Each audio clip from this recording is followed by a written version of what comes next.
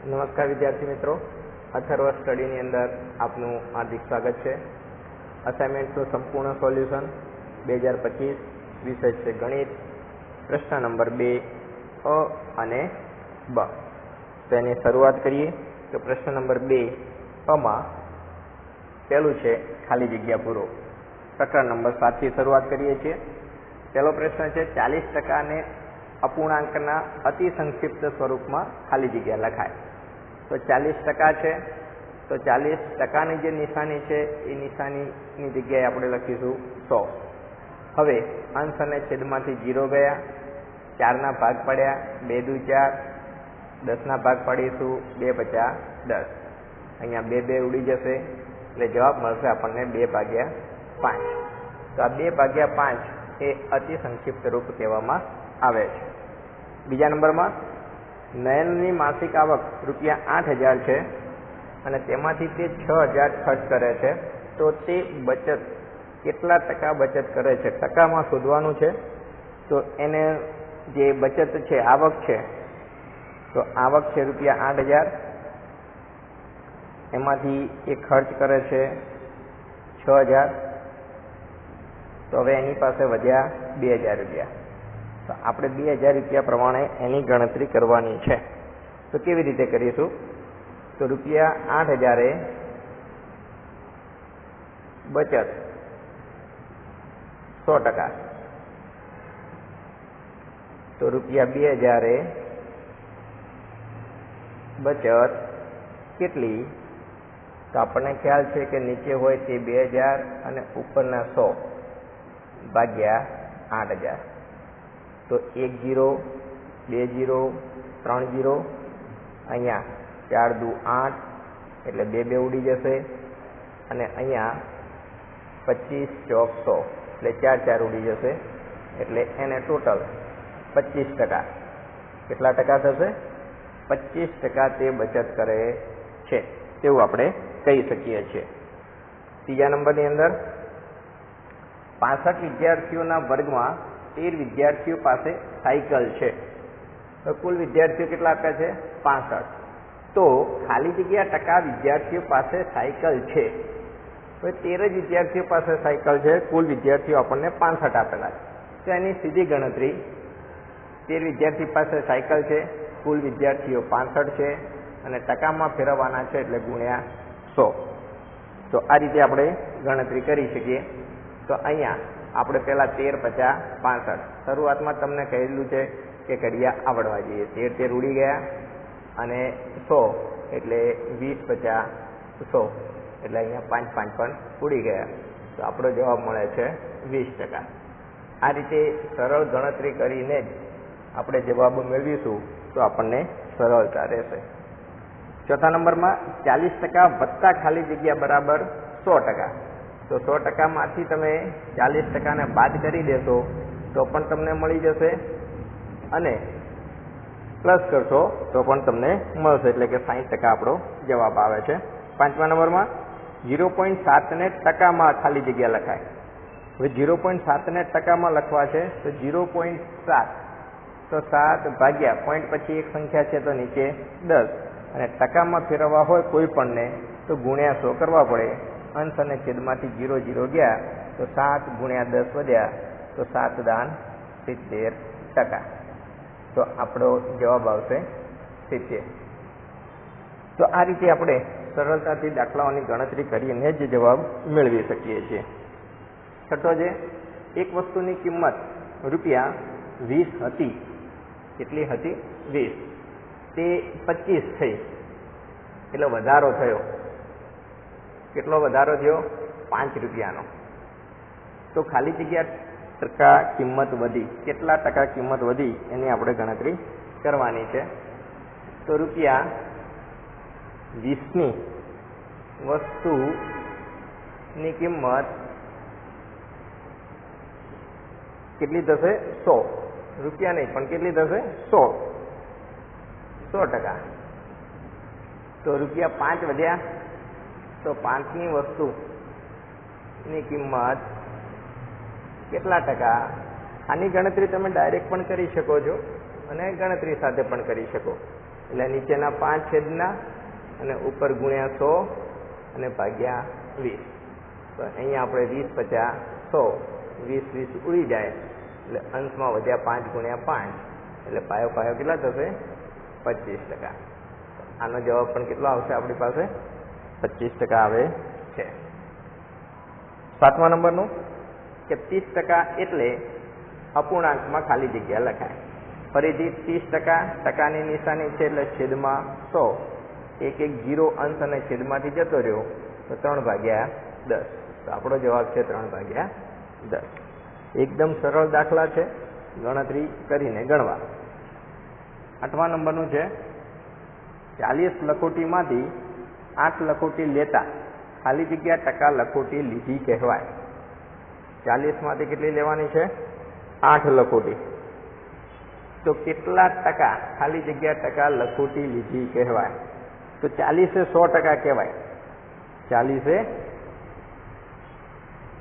એ 100%. તો 8 એ કેટલા? તો એ જ ગણતરી આપણી 8 ગુણ્યા 100/40. અંશ અને છેદમાંથી 4 0 0 ગયા, અહીંયા 4 દુ 8 એટલે 4 4 ગયા, તો અંશમાં વધ્યા 2 ગુણ્યા 10 એટલે 10 દુ 20%. તો અહીંયા આપણો જવાબ છે 20%. તો આ રીતે આપણે સરળતાથી ગણતરી કરીને જ જવાબ મેળવવાના છે. આગળ છે પ્રકરણ નંબર 8. તો પ્રકરણ નંબર 8 ની અંદર પણ આપણે ગણતરી કરીને જ દાખલાના જવાબ મેળવવાના છે. પહેલા નંબરનો છે -4/9 ભાગ્યા 8/3. તો આની ગણતરી કેવી રીતે કરીશું? તો -4/9 તો એમને એમ જ નિયમ છે, ભાગાકાર હોય તો ભાગ્યાના ગુણ્યા કરવામાં આવે ત્યારે છેદ અંશમાં જાય અને અંશ છેદમાં આવે એટલે 3 ઉપર જતા રહ્યા અને 8 નીચે આવ્યા. હવે ડાયરેક્ટ ગુણાકાર કરીને પણ લખી શકાય, અથવા આપણને જો ભાગ કરતા આવડે તો 4 દુ 8, અહીંયા 4 4 ઉડી ગયા અને 3 તરી 9 એટલે 3 3 ઉડી ગયા. તો ઉપર ખાલી વધે -1, કંઈ ના વધે એટલે, અને નીચે 3 ગુણ્યા 2 એટલે -1/3 દુ 6. આ આપણો જવાબ વધે છે અને એને આપણે જવાબ તરીકે લખવાનો છે. બીજા નંબરની અંદર -3/5 ગુણ્યા 25/6. તો અહીંયા પણ જે ઉડતું હોય આપણે ડાયરેક્ટ ઉડાડી શકીએ છીએ, જેમ કે પાયો 25 અને 3 દુ 6. તો આ 5 5 ગયા, આ 3 3 ગયા, ઉપર માઇનસની નિશાની છે અને સાથે 5 છે અને છેદમાં 2 છે. તો આપણને જવાબ મળશે -5/2. એકદમ સરળ ગણતરી છે, દાખલાઓને સમજવા. ત્રીજા નંબરનું -7/5 અને -2/5 નો સરવાળો. તો -7/5 વત્તા કૌંસમાં -2/5. હવે સરવાળો એમને એમ ડાયરેક્ટ કરી શકાતો નથી. અહીંયા પ્લસની નિશાની અને માઇનસની નિશાની બંને છે એટલે પ્લસ માઇનસ અને 2/5. હવે આમ તો અહીંયા લસા લેવામાં આવે છે, બંનેના છેદમાં આપણને 5 આપેલા છે, માટે આપણે 5 અંશોમાં બંને ઋણ સંખ્યાઓ આપેલી છે એટલે -7 અને -2. તો -7 અને -2 હાવ જ્યારે પણ હોય તો 2 ઋણ સંખ્યા હોય ત્યારે અંકોનો સરવાળો થાય છે. અંકોનો શું થાય છે? સરવાળો. એટલે 8 અને 2 9, 7 અને 2 9, અને આગળ માઇનસની નિશાની લાગે છે અને ભાગ્યા 5. આ રીતે આપણે -9/5 એ જવાબ મેળવવામાં આવે છે. ચોથા નંબરની અંદર 4/7 અને 6/7 ની વચ્ચે એક સમય સંખ્યા લખો. તો આપણે આમ તો અસંખ્ય લખી શકાય, પણ સીધી ગણતરી આપી છે કે 4/7 અને 6/7. તો એની વચ્ચે એક જ સંખ્યા છે કે 5/7. કઈ સંખ્યા છે? 5/7. તો આપણે જવાબની અંદર લખીશું 5/7. હવે 5મા નંબરનું 1/2 એ 1/5 કરતા ખાલી જગ્યા સમય સંખ્યા છે. તો તો 1/2 એ 1/5 કરતા મોટી સમય સંખ્યા છે. કેવી રીતે મોટી? તો યાદ રાખવાનું, અંશ સમાન હોય તો છેદ જેટલો નાનો સંખ્યા એટલી મોટી. તો આના આધારે જ તમારે કામ કરવાનું છે, તો સરળતાથી જવાબ મળી જશે. આગળ જોઈએ છઠ્ઠા નંબરનો -45/30 નું પ્રમાણિત સ્વરૂપ. પ્રમાણિત સ્વરૂપ પણ એ જ કહે છે કે અંશ અને છેદ જ્યાં સુધી ઉડતા હોય ત્યાં સુધી ઉડાડવા, અને સાથે છેદનું પદ ક્યારે ઋણ હોવું જોઈએ નહીં. તો અહીંયા તો અંશમાં જ આપણને 45/30 આપેલા છે, તો 45 ભાગ કરીશું. સીધી ગણતરીમાં ઘડી આવડશે તો સરળતા રહેશે. 15 × 45 અને 15 × 30. અહીંયા બંનેમાં 15 ઉડી જશે, ઋણની નિશાની એમની એમ જ રહેશે, અને 3/2. તો આ આપણો જવાબ રહેશે -3/2. તો આ રીતે આપણે પ્રમાણિત સ્વરૂપમાં ફેરવી શકીએ છીએ. એના પછી 5/7 ને અંશ અને છેદમાં સામાન્ય અવયવ 1 છે, તેથી તે ખાલી જગ્યા સમય સંખ્યા કહેવાય. તો અંશ અને છેદ ક્યાંય ઉડતી જ નથી, તો આપણે હમણાં કીધું એ પ્રમાણે પ્રમાણિત સમય સંખ્યા કહેવામાં આવે છે. એને પ્રમાણિત જ કહેવામાં આવે છે. 8મા નંબરની -3/7 ની વ્યસ્ત સંખ્યા. હવે અહીંયા ધ્યાન આપવાનું છે, વ્યસ્ત સંખ્યા. -3/7 ની વ્યસ્ત. વ્યસ્ત એટલે અંશ છેદમાં જાય અને છેદ અંશમાં જાય. માઇનસની નિશાની એમની એમ જ, 7 ઉપર અને 3 નીચે. તો આ વ્યસ્ત સંખ્યા થઈ. વિરોધી સંખ્યા હોય તો અંશ અને છેદ એમનો એમ જ રહે છે. પ્લસ હોય તો માઇનસ, અને માઇનસ હોય તો પ્લસ થાય છે. તો અહીંયા પ્રશ્ન 1A આપણો જે છે એની અંદર પ્રકરણ નંબર 8 પૂર્ણ થાય છે. હવે પ્રકરણ નંબર 9 ની વાત કરીએ. તો પ્રકરણ નંબર 9 ની અંદર સૂત્રો છે, તો એની ખાસ તૈયારી કરવી કે વર્તુળનું ક્ષેત્રફળ, તો એનું સૂત્ર છે πr². સિમ્પલ એ સૂત્ર છે અને ખાલી જગ્યાઓ પણ છે.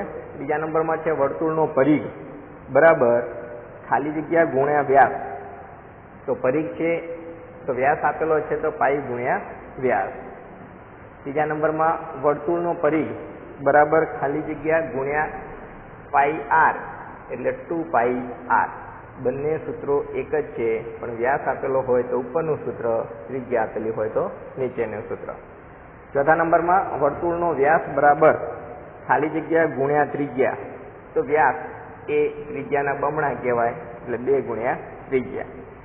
5મા નંબરમાં આપણને આપેલું છે એક સમાંતર બાજુનો આધાર L અને ઊંચાઈ B હોય તો તેનું ક્ષેત્રફળ. તો L અને B આપેલો હોય તો L ગુણ્યા B, આમ તો આધાર ગુણ્યા ઊંચાઈ, અને એના આધારે L અને B આપેલો છે એટલે L ગુણ્યા B. છઠ્ઠા નંબરમાં ત્રિકોણ XYZ ની પરિમિતિ. તો કોઈ પણની પરિમિતિ કંઈ ન આપેલી હોય તો બધાનો સરવાળો, એટલે કે બાજુઓનો સરવાળો, XY + YZ + ZX અથવા XZ કોઈ પણ આપણે લખી શકીએ છીએ. 7મા નંબરમાં એક ત્રિકોણનો આધાર L અને ઊંચાઈ 2 છે, તો તેનું ક્ષેત્રફળ. અહીંયા ત્રિકોણ છે તો ત્રિકોણ માટે 1/2 ગુણ્યા આધાર ગુણ્યા ઊંચાઈ, એટલે L અને B આપેલા છે, તો L અને B સાથે. 8મા નંબરમાં ત્રિકોણનું ક્ષેત્રફળ. તો ત્રિકોણનું ક્ષેત્રફળ 1/2 ગુણ્યા પાયો ગુણ્યા પાયા પરનો વેધ. અને આપણે ચોપડીના આધારે લખવું હોય બીજું તો 1/2 ગુણ્યા આધાર ગુણ્યા ઊંચાઈ. આ પણ આપણે લખી શકીએ છીએ. ચોપડીની અંદર આપણને આ આપેલું છે એટલા માટે. આગળ પ્રકરણ નંબર 12 તરફ જઈએ. સમબાજુ ત્રિકોણને ખાલી જગ્યા સમમિતિની રેખાઓ હોય છે. સમબાજુ ત્રિકોણ, સમ એટલે બધી બાજુ સરખી હોય તેવો ત્રિકોણ, એટલે સમમિતિની રેખાઓ કેટલી થશે? 3.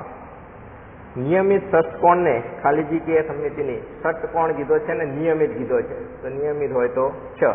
કોઈ પણ નિયમિત આવે અષ્ટકોણ કીધો છે તો 8, પંચકોણ કીધો હોય તો 5, ચોરસ કીધો હોય તો 4. એટલે નિયમિત કોઈ પણ આવે, જેટલા કોણ આવે એટલી સમમિતિની રેખા ધરાવે છે. ચોથા નંબરમાં અંગ્રેજી મૂળાક્ષર ઝેડની પરિભ્રમણીય સમમિતિનો ક્રમ. પરિભ્રમણીય સમમિતિ એટલે આને ફેરવવામાં આવે. કેટલી વાર ફેરવતા એ આપણને એક જ જેવો દેખાય તો 2 વાર એને દર 90 અંશના ખૂણે ફેરવવામાં આવે છે. 90, 180, 270 અને 360 એમ ફેરવવામાં આવે છે અને એના આધારે આપણે ક્રમ નક્કી થાય છે. તો પહેલા તો ઝેડ જે હતો તેનો તે જ દેખાશે.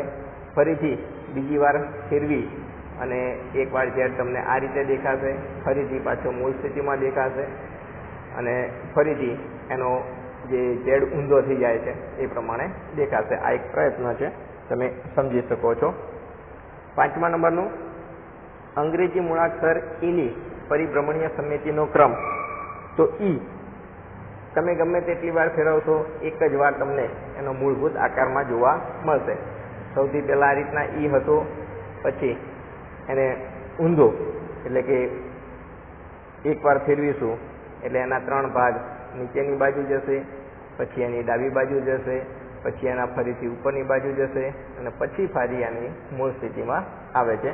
આ એક સમજવા માટે તમને દર્શાવેલું છે. 6થા નંબરમાં વિષમ બાજુ ત્રિકોણને સમમિતિની રેખા. તો વિષમ બાજુને એક પણ સમમિતિની રેખા હોતી નથી, એટલે કે 0. ચોરસને પરિભ્રમણીય કોણ. તો ચોરસનો પરિભ્રમણીય કોણ કેટલો થાય છે તો 90. તો દર 90 અંશના ખૂણે એના એ જ મૂળ આકારમાં આપણને ચોરસ દેખાય છે, એટલા માટે એ પરિભ્રમણીય કોણ 90 કહેવામાં આવે છે. લંબચોરસનો પરિભ્રમણીય કોણ. તો લંબચોરસ 180 અંશના ખૂણે ફરે ત્યારે એ પોતાનો મૂળ આકાર દર્શાવે છે, એટલા માટે પરિભ્રમણીય કોણ એની અંદર આપણે દર્શાવી શકીએ છીએ. એના પછી પ્રકરણ નંબર 13. તો પ્રકરણ નંબર 13 ની અંદર 2 સેમી લંબાઈના 2 ઘન પાસાને પાસે રાખતા બનતા લંબઘનની લંબાઈ કેટલી થાય. તો 2 લંબાઈ કીધી છે એટલે 2 ગુણ્યા 2 બરાબર 4 સેમી જેટલો થશે. એકદમ સરળ આપણે જવાબ દર્શાવી શકીએ છીએ. બીજા નંબરમાં લંબઘનનો પડછાયો. તો લંબઘનનો પડછાયો હંમેશા લંબચોરસ બને. કેવો બને છે? લંબચોરસ બને છે. બીજા નંબરમાં ક્રિકેટના દડાનો પડછાયો. તો દડાનો પડછાયો કેવો બનશે? તો દડો ગોળ હોય છે એટલા માટે વર્તુળ. ચોથા નંબરમાં રમવાના પાસાની સામસામેની બાજુના અંકોનો સરવાળો. તો આપણને બધાને ખ્યાલ હોવો જોઈએ કે એમાં સરવાળો હંમેશા માટે 7 થાય છે. ત્રિકોણાકાર પિરામિડની બધી સપાટીઓના આકાર. તો બધી સપાટીઓના આકાર કેવો હોય છે? પિરામિડ કીધેલો છે. પિરામિડ હોય તો એનો આકાર બધાનો થાય છે ત્રિકોણ. કેવો થાય છે? ત્રિકોણ. તમે પિરામિડ આકાર જોયેલા જ હશે. છઠ્ઠા નંબરમાં સમઘનને સપાટીઓ કેટલી હોય છે? તો આપણે બધા જ જાણીએ છીએ સમઘનને 6 સપાટી હોય છે. સમઘનને દોરવા માટે સરળ આ રીતના એક ચોરસ અને બીજું ચોરસ તમે આ રીતના નજીકમાં દર્શાવી અને પછી દોરવાનો પ્રયત્ન કરશો તો તમને સમઘન મળી જશે ને એની સપાટી, ધાર અને શિરોબિંદુઓ પણ તમે મેળવી શકશો. જેને માત્ર લંબાઈ અને પહોળાઈ હોય તે આકૃતિને ખાલી જગ્યા કહેવામાં આવે છે. તો એ આકૃતિને આપણે આમ તો ટૂળી કહીએ છીએ, પણ સાથે દ્વિપરિમાણીય. કેવી? દ્વિપરિમાણીય આકૃતિ પણ કહેવામાં આવે છે. જેને લંબાઈ, પહોળાઈ અને ઊંચાઈ હોય તો એ 3D અથવા એને ત્રિપરિમાણીય કહેવામાં આવે છે. ત્રિપરિમાણીય વસ્તુ કહેવામાં આવે છે. તો આ રીતે પ્રશ્ન નંબર 2 પૂર્ણ થાય છે. હવે પ્રશ્ન નંબર 2B ની શરૂઆત કરીએ. તો પ્રશ્ન નંબર 2Bમાં ફરીથી પ્રકરણ નંબર 7 નીચેના દાખલા ગણો અને ગણતરી કરીને જ આપણે જવાબ મેળવવાના છે. પેલો છે 20% ડિસ્કાઉન્ટથી જયેશે ટી-શર્ટ ખરીદે. ડિસ્કાઉન્ટ કેટલું મળે છે? 20%. અને ₹100 બચાવ્યા તો ટી-શર્ટની કિંમત કેટલી હશે? ₹100 એને બચત કરી છે. તો 20% ડિસ્કાઉન્ટ પર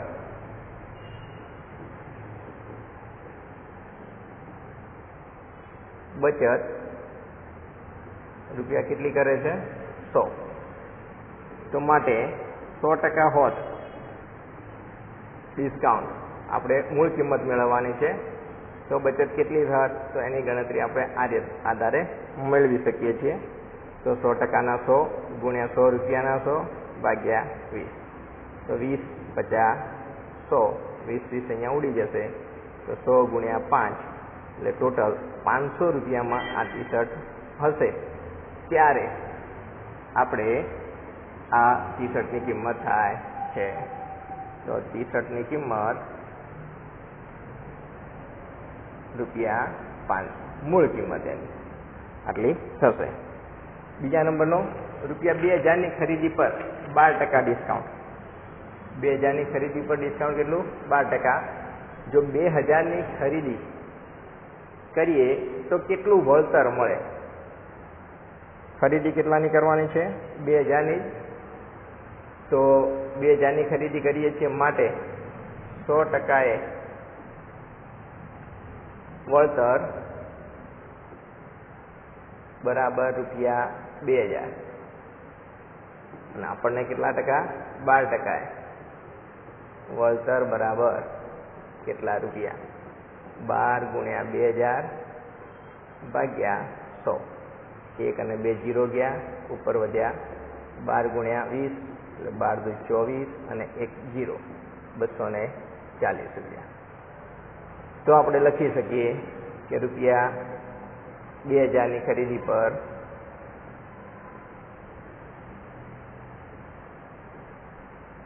વળતર બરાબર રૂપિયા 240. તો આ રીતે સરળ ગણતરી આપણે કરવાની હોય છે. એના પછી આગળ જઈએ આપણે ત્રીજા નંબરમાં. હા, ત્રીજા નંબરનો જે દાખલો છે એની અંદર ખાસ ઘનશ્યામે સ્વેટર ખરીદ્યું જેમાં 25% ડિસ્કાઉન્ટ. દેખો, પરીક્ષાની અંદર અસાઇનમેન્ટમાંથી જો દાખલા પૂછાય તો આ રીતના જ હોય. રીત આ ફિક્સ જ છે, રકમ બદલાઈ શકે છે. ઘનશ્યામે સ્વેટર ખરીદ્યું જેમાં 25% ડિસ્કાઉન્ટ મળતા તેને 200 રૂપિયાની બચત થઈ. તો ડિસ્કાઉન્ટ મળતા પહેલા સ્વેટરની કિંમત, તો એની મૂળ કિંમત આપણે શોધવાની છે. શું શોધવાનું છે? મૂળ કિંમત. તો એની ગણતરી કરીએ તો ખરીદથી કેટલા ટકા ડિસ્કાઉન્ટ મળ્યું છે? 25%. તો 25% ડિસ્કાઉન્ટ પર બચત રૂપિયા કેટલી થઈ? 200. તો જો 100% પ્રમાણે હોત, ડિસ્કાઉન્ટ એટલા માટે લખીએ છીએ આપણે એનું એ જ કે આપણે બચત એટલે મૂળ કિંમત આપણને મળે એટલા માટે. તો 100 ગુણ્યા 200 ભાગ્યા 25. આપણને ખબર છે કે 25 ચોક 100. અહીંયા 25 ઉડી જશે. તો 4 ગુણ્યા કેટલા વધ્યા? 200. તો 4 દુ 800 રૂપિયા. તો સ્વેટરની મૂળ કિંમત કેટલી થશે? 800 રૂપિયા. તો સ્વેટરની મૂળ કિંમત રૂપિયા 800 થાય. તો આ રીતે સરળતાથી આપણે દાખલાઓ ગણવાના છે અને સમજવાના પણ છે. ચોથા નંબરમાં, રીટા તેના પગારમાંથી 4000 બચાવે છે. જો તેના પગારના 10% જ છે તો તેનો પગાર કેટલો હશે? એમાં પણ કુલ પગાર. દેખો, બધા દાખલામાં કુલ વસ્તુઓ શોધવાની છે એટલે આપણને સીધી ગણતરીમાં ખાસ ધ્યાન રાખવું પડે. 10%એ બચત બરાબર રૂપિયા 4000. તો 100% એ કેટલી?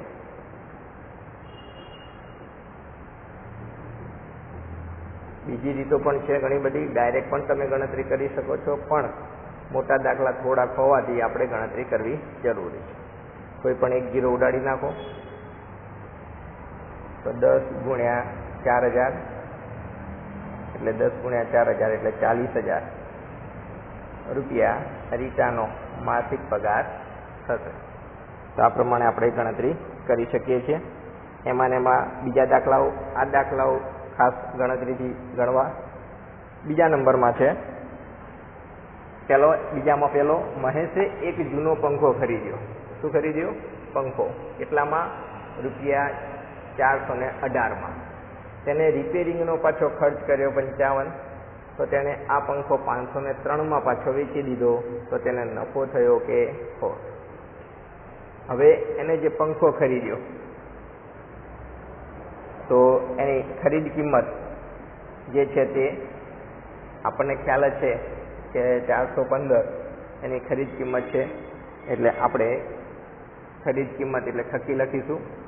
ખર્ચી બરાબર ₹418, એને એમાં કર્યો ખર્ચ એટલે એ એડ થશે ₹55. બંનેનો આપણે સરવાળો કરીશું એટલે આપણને ₹400 કેટલા મળશે? 73. આ આપણને ટોટલ એની પડતર કિંમત મળી કહેવાય. શું મળી કહેવાય? પડતર કિંમત. તો હવે પડતર કિંમત કરતાં નફો એટલે કે વેચાણ કિંમત વધારે છે એટલે શું થશે? નફો. તો નફો બરાબર વેચાણ કિંમત માઇનસ પડતર કિંમત. તો વેચાણ કિંમત કેટલી છે? 503. પડતર કિંમત એને કેટલામાં પડી? 473. તો એને કેટલા રૂપિયા નફો થયો? તો ₹30. તો આપણે લખી શકીએ છીએ નીચે કે મહેશને ₹30નો નફો થાય છે. દરેક દાખલા આ રીતે જ ગણવાના છે, એટલે ખાસ સમજો કે એમાં શું વસ્તુ આપણને આપેલી છે અને શું આપણે શોધવાની છે. બીજા નંબરનો દાખલો છે, નવીને એક જૂનું સ્કૂટર ખરીદ્યું. તો સ્કૂટર એની જે ખરીદ કિંમત છે એ છે ₹12,340. રિપેરિંગ ખર્ચ એટલે આપણે ખર્ચ લખીશું એ ₹785. બંને ઇન્ક્લુડિંગ એટલે કે એડ થશે એટલે આપણે ખરાજાત પણ કહી શકીએ છીએ અને ટોટલી પડતર કિંમત લખીએ છીએ આપણે. તો એની ટોટલી પડતર કિંમત થાય છે 5, 2, 1 અને 13,125. હવે એ વેચે છે કેટલામાં? વેચાણ કિંમત એની છે 12,840. તો આપણે જાણી શકીએ એને શું થશે? ખોટ. અને ખોટ થાય તો હંમેશા પડતર કિંમત કરતાં વેચાણ કિંમત ઓછી હોય તો જ ખોટ જાય. તો 13,125 ટોટલ પડતર કિંમત અને 12,840 વેચે છે, માટે એને ટોટલ ₹285. કેટલા રૂપિયાનો? ₹285 એને ખોટ જાય છે. તો નવીનને ₹285 ખોટ થાય છે. ફરીથી એકવાર દાખલા જોઈ લેજો, કારણ કે આવા જ દાખલા પરીક્ષાની અંદર પૂછાવાના છે અને એ પૂછાય તો એની ગણતરી કેવી રીતે થાય છે એ આપણને આવડવી જોઈએ.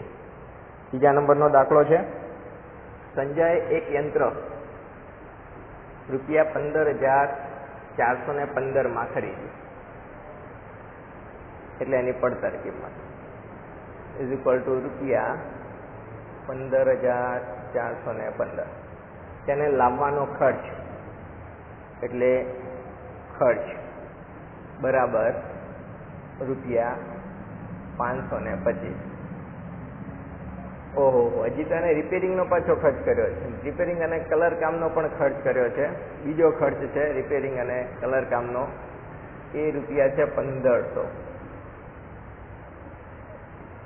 તો એની પડતર કિંમત કેટલી થશે? ચલો, તો એની પડતર કિંમત ટોટલી સરવાળો કરીએ આપણે. તો 0, 2, 3 અને 1, 4, ફરીથી 5 ને 10, 14, 6 ને 16,400 ની પડતર કિંમત થઈ. તો અને વેચે છે 19,145. એની વેચાણ કિંમત વધારે છે એટલે એને નફો થવાનો. તો નફો ઇઝ ઇક્વલ ટુ વેચાણ કિંમત માઇનસ પડતર કિંમત. તો વેચાણ કિંમત 19,145 માઇનસ પડતર કિંમત 16,440. તો બંનેની ગણતરી કરીએ તો આપણને કેટલો જવાબ મળે છે એ તમે ગણતરી કરી શકો છો અને લખી પણ શકો છો. તો આપણને 1705 રૂપિયા નફો થશે. તો આપણે લખી શકીએ છીએ કે સંજયે રૂપિયા 1705 નો નફો મેળવ્યો. તો આ રીતે ગણતરી કરીને જ આપણે બધાના જવાબ લખવાના છે. ચોથા નંબરની અંદર સંગીતાએ એક મોટર કાર 70,425 ખરીદી. પડતર કિંમત 70,425 રૂપિયા. રિપેરિંગનો ખર્ચ, તો અહીંયા રી કરી અને ખર્ચ લખીએ 4,550 રૂપિયા. રંગકામનો પણ ખર્ચ કર્યો છે. રંગકામ ખર્ચ 6,325 રૂપિયા. તો ટોટલ પડતર કિંમત કેટલી થાય છે એ આપણે લખવાની છે. આ બધાની અંદર આપણે એક થોડીક નાની મોટી મિસ્ટેક છે. અહીંયા મૂળ કિંમત આપણે લખીશું દરેકની અંદર અને આપણને મૂળ કિંમતમાંથી પડતર કિંમત મળે છે એટલે થોડુંક સુધારીશું. મૂળ કિંમત અને એની પડતર કિંમત એ આપણે લખવાની છે, અથવા ખરીદ કિંમત પણ લખી શકો. મૂળ કિંમત અને ખરીદ કિંમત બંને આપણે દર્શાવી શકીએ છીએ. આગળના દાખલાની અંદર પણ આપણે સુધારી લઈએ. તો અહીંયા મૂળ કિંમત અથવા ખરીદ કિંમત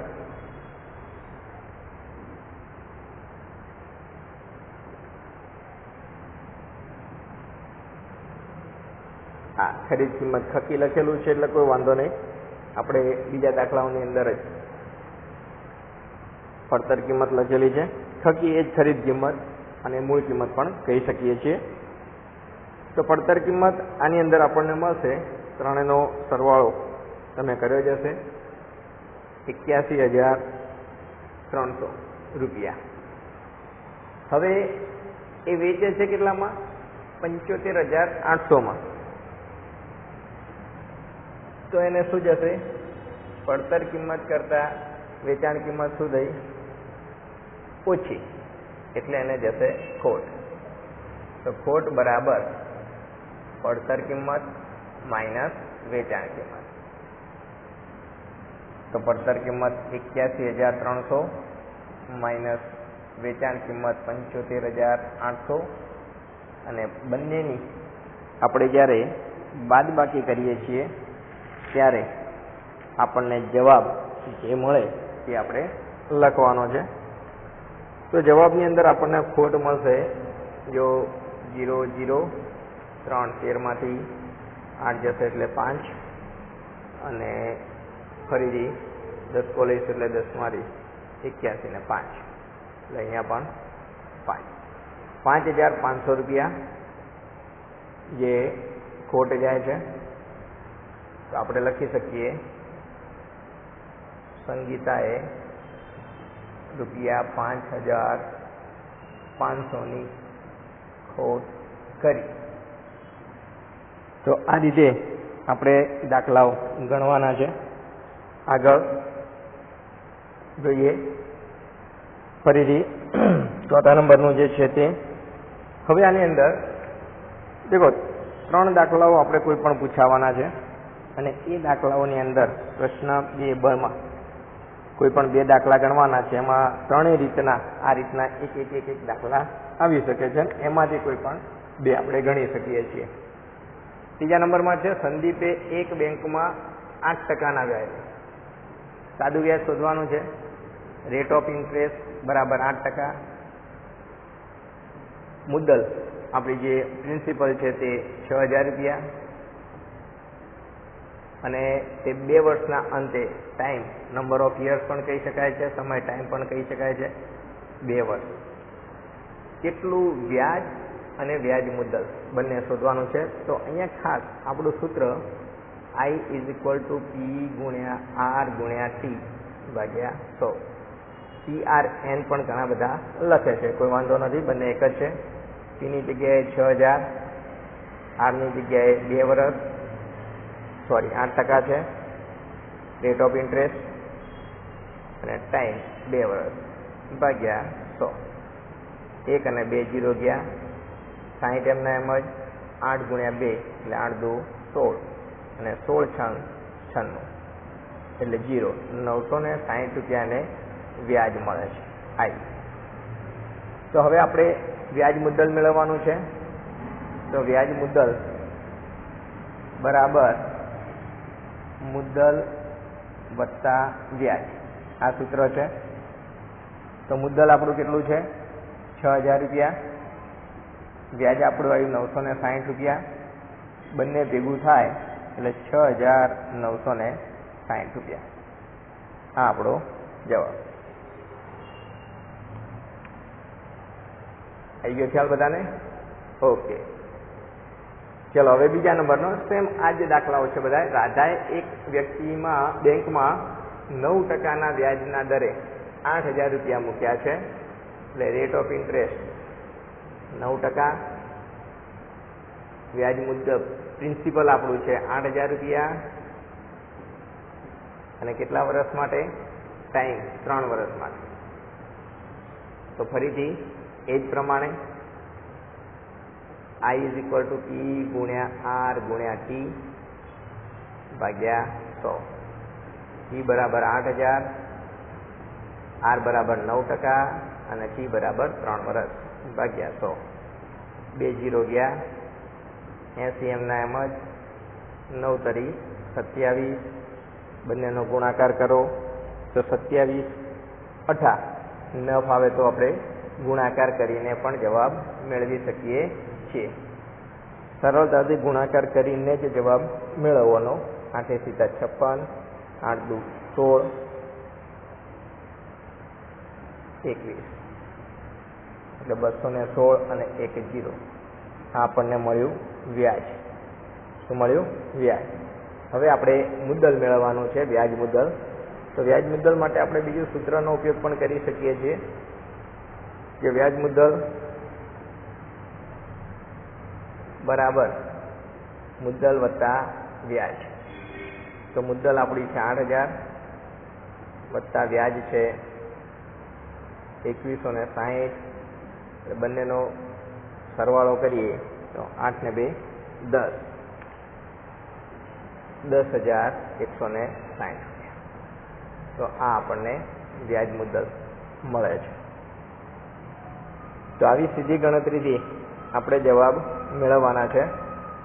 એના પછી ત્રીજા નંબરમાં શશાંકે એક બેંકમાં 8%, રેટ ઓફ ઇન્ટરેસ્ટ 8%, 18000 રૂપિયા પ્રિન્સિપલ, મુદ્દલ P બરાબર 18000 રૂપિયા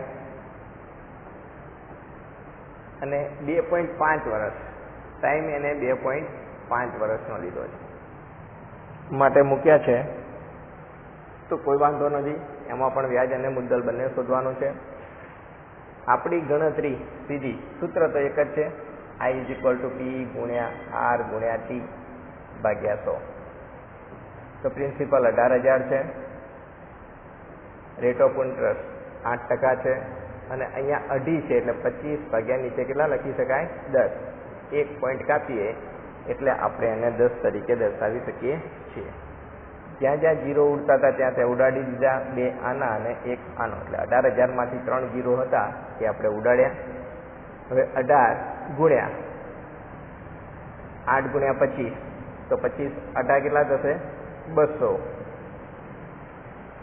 ઘડી આવડશે તો ગણતરી કરવામાં પણ મજા આવશે. અહીંયા 18 દુ 36 અને 2 મીંડા એમના એમ જ તો આ રીતે સરળતાથી આપણે ગણતરી કરી શકીએ છીએ. અહીંયા આપણને વ્યાજ મળી ગયું. વ્યાજ મુદ્દલ બરાબર મુદ્દલ વત્તા વ્યાજ, એટલે P વત્તા I પણ લખી શકાય છે. કોઈ પણ લખી શકો છો. આપણે બંને એટલા માટે લખીએ છીએ અલગ અલગ દાખલામાં કે તમને ખ્યાલ આવે.